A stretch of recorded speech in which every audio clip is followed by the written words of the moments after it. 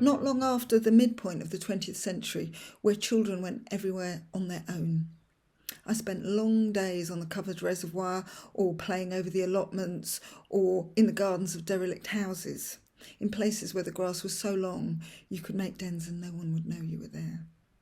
My parents were warned not to have children. We would be, at the very least, mad. It was unfair. We'd not be one thing or the other. No one would want us, not white people, not black people. We'd be confused. But Mum said, isn't everyone? My mum loved showing me off. She dressed me in white and yellow. She cut my hair short so she didn't have to brush it. And both my parents made me feel I was more than good enough. At home, the world was at my feet. And I'm definitely the glass half full sort of woman. The universe has been kind. I've been blessed so far with health, symmetrical features and a dollop of good luck. I may no longer be a marriageable woman, but I'm happy in my skin. I'm light-skinned brown, the sort of brown that screams citizen of everywhere or nowhere.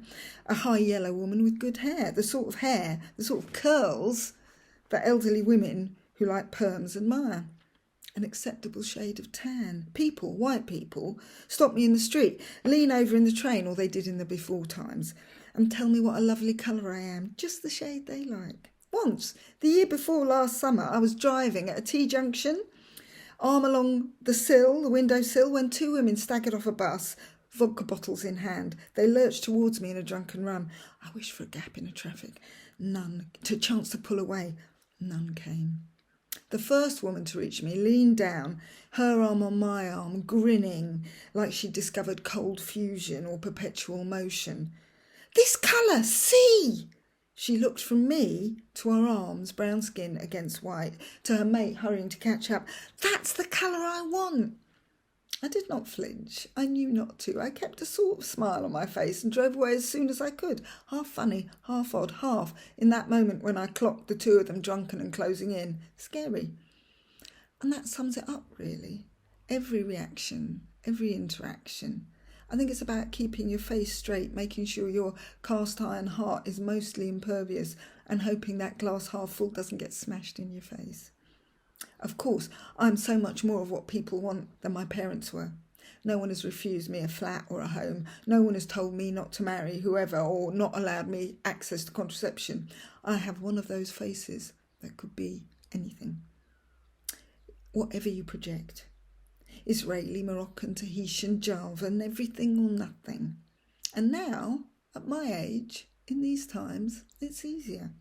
I present as nice, middle-class, grey-haired divorcee, likes ponies, swimming, knitting, cinema, good food, wine sometimes. I know who I am now, and I've taken to calling myself English. Both parents would be very upset at this. But surely that's what I am. I'm not a Londoner anymore. I live in Hastings. I'm thoroughly, entirely to the tips of my fingers, one of the Angle folk. A sister through time to Beachy Head woman across the bay in Eastbourne. Here to stay, even if I'm not quite what anyone wants. But then, this morning, well, when I wrote this when the pools were open, it happened again. I've spoken to this man before, a fellow swimmer, about not putting on the it ain't half hot mum Indian accent when he speaks to me, but clearly enjoys it, wants a reaction perhaps. My face is blank, but inside it's 1969 all over again. I must be 7 or 8. I'm on the beach at Pensarn, North Wales, and my mum and her sister are somewhere further down, talking fast in English and Welsh, eating Lion's Jersey cream slices, ersatz cream, flaky pastry, faint, gritty dusting of sand. Out on the mauve sea, big boats on the horizon plough up and down between Liverpool and everywhere else. I am up away from the sea, away from my mum. We're up where the road runs into the pebbly, sandy, nothingy beach from town to where the donkeys are. There is a donkey man, flat-capped, screw-faced from lack of teeth and a lifetime of squinting, and a donkey boy, browned by the sun, not genetics, and wearing, I think, I'm sure, a kind of ink blue bry nylon turtleneck, whatever the weather. I am rapt. It is love. Those big eyes, those long ears, the velvety, velvety noses, the hooves, the fur, the smell, even the saddles and bridles, ancient leather, brow bands with their names painted on in old enamel paint in seasidey colours, flash, smoky, rosy. I'm there all the time, every visit. How much is a ride? £6, I think, but I could be wrong.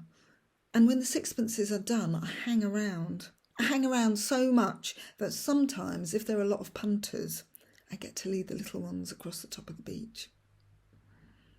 And it makes me feel, I think, the way a king might. The donkey man calls me Coffee. He shouts it down the beach.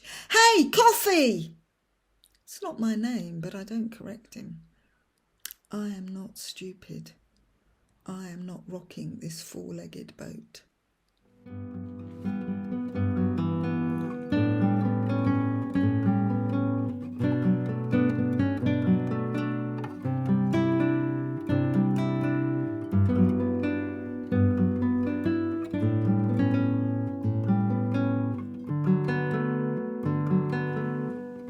I see brethren in a foreign land. We cross paths and exchange a nod. In this kind of place, where this kind of pigment is scarce, I don't really care if brethren is from these parts. It's enough they exist. 'Cause just this last hour past, some Berliner asked me if I sold ganja in 2 languages. No one but brethren knows how mad that is. A nod is not a thing taught me like a handshake or courtesy. My first one was on an escalator in Helsinki. I was heading up. Brethren was descending. We clocked each other, and I hadn't realized how alone I had been. All this time, in a mall of cotton looks. Upon brethren's eyes, I felt seen. As brethren passed by, I would have said hi, but my pride wouldn't let me. Go for a hug, maybe a high five. I was scared brethren wouldn't get me. But they did a nod. And without thinking, I did a nod. And that's how I knew we were safe.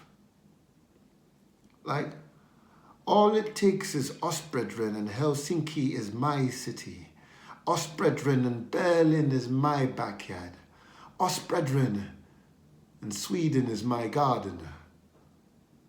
Any other time, we would have shaken hands, taken seats at a random, politely hostile cafe, chuckled at the awkward interaction with the counter girl, our masks off, our smiles big and bad, our language uncoded, our laughter untethered to decorum, bullying the premises, our voices so loud and unbothered, like we are in the bellies of our mothers' kitchens, like we are about to fight, like we live here.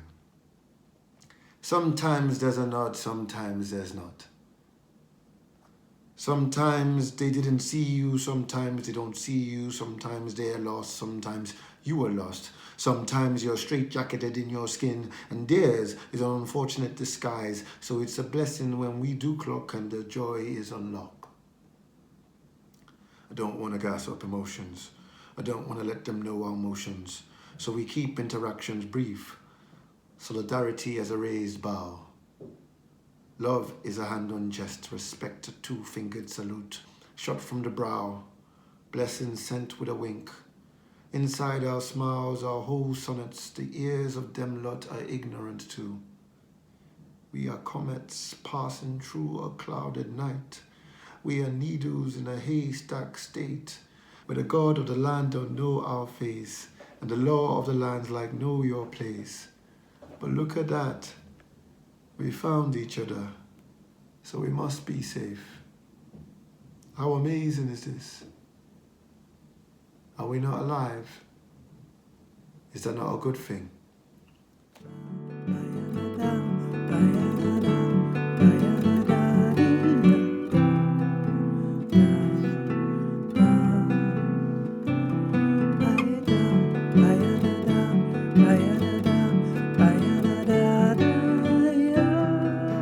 The piece that I wrote for Speaking Volumes, Airhead, was prompted by, I guess, years of being annoyed by stuff like blonde jokes, which is something I've written about before, and even this phrase airhead, which really, really winds me up. And I decided to take that a bit literally and draw on some images and metaphors from the air and from those kinds of planetary metaphors, I guess. But I guess it's meant to be a critique of judging people on first sight in any kind of way.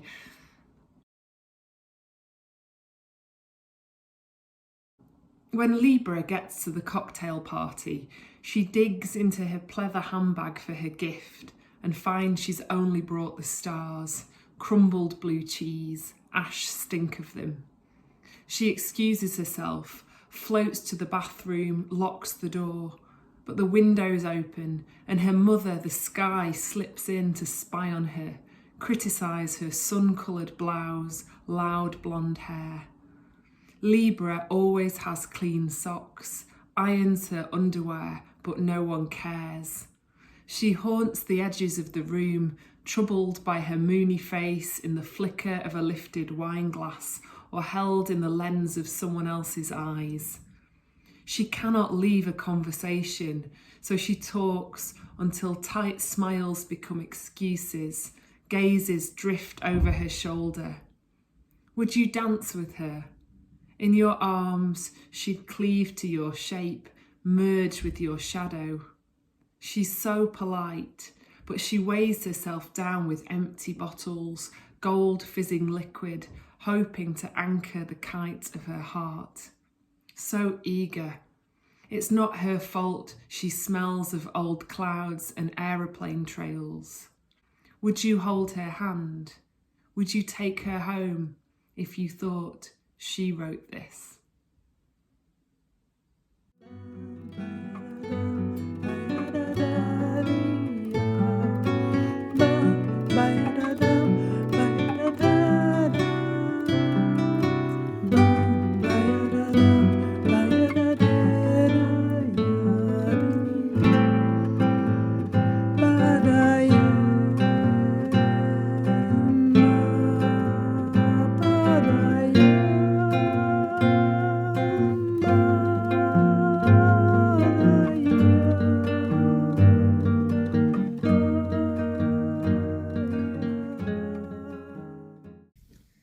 New York City, rain, preferable to the desert.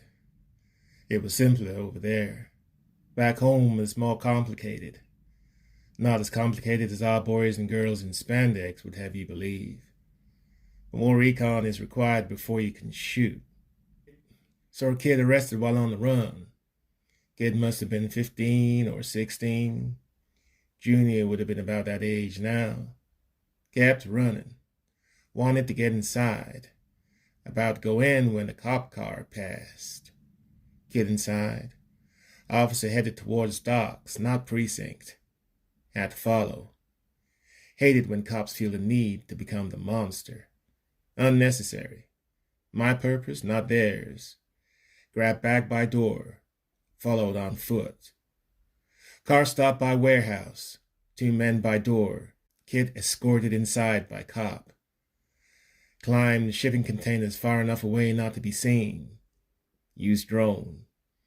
Idiots had left the window open. Slipped drone in. Kid was in a cage with a dozen others. Guard shouted at them. "Shut up! Scum! I will kill you!" Threats not empty. Spotted guards dumping bodies into oil barrels. Liquid inside all barrels dissolves bodies. Good method. Used it myself many times. Cop from earlier was the only one in uniform. Found out later the rest were off duty or retired. 8 guards, 10 with 2 at door, all armed. Retrieved drone, checked gun, called 1911. Classic. 7 rounds per mag, 2 mags sufficient. Excuse me, sir, you can't be here. Private property. Bent down to catch breath. 1 second, just passing through. One came closer. Sir, you really can't. Drew gun. Dropped the big ones. Rain helped to muffle the sound. Only one came out. What the hell's going on? Dropped him too. They all heard that. Went round side. Used grapple hook to get up to open window. 3 were stacked up by the main door. 2 hid behind desk. 1 behind the oil barrel. He had been stuffing bodies into seconds earlier. The cop tried the back door. It was locked. I didn't waste time. 4 shots, 2 down. Reloaded. 5 shots, rest down. The cop was slippery. Went inside. Checked bodies for cage key. All had matching tattoos. Made pretty clear they were all fans of old Adolf's work. Found key. Opened cage. Called Heroes for Hire. Made way home. Good run.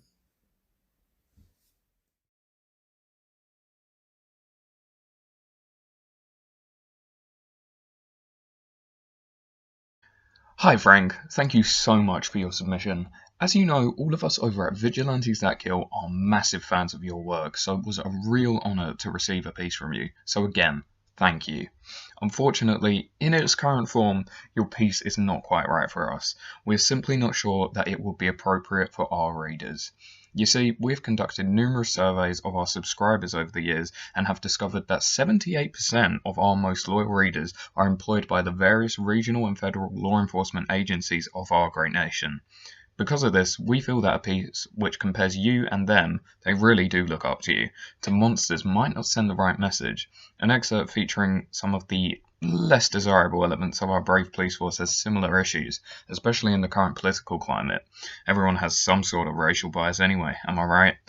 As such, we would greatly appreciate it if you submitted a different excerpt from your war journal, an awesome title by the way, one that features bad guys who are, actually bad. Maybe some drug dealers or pimps, for example. I'm sure you've put down many of them over the years. We look forward to reading your next submission.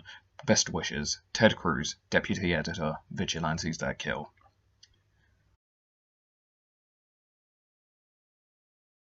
Hi Frank, we are minutes away from printing our second issue. Do you have that second submission for us? Because we need it, like yesterday. Best wishes, Ted Cruz, Deputy Editor, Vigilantes That Kill.